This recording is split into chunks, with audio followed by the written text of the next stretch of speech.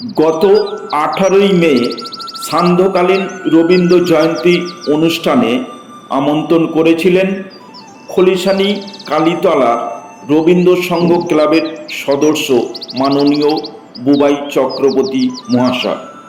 উনি হলেন বিশিষ্ট স্বনামধন্য বাচিক শিল্পী, এক কথায় বহুমুখী প্রতিভা শিল্পী বলা যায়।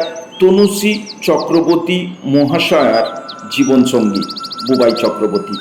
এই অনুষ্ঠানে আমি সঞ্চালনার ভূমিকায় ছিলাম এবং ছিলেন সঞ্চালিকার ভূমিকায় তনুশ্রী চক্রবর্তী।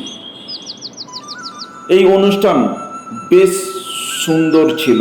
এখানে যেমন অগণিত শিল্পীবৃন্দ ছিলেন, ঠিক তেমনই প্রচুর পরিমাণে দর্শক মণ্ডলীও ছিলেন এই অনুষ্ঠান প্রাঙ্গণে।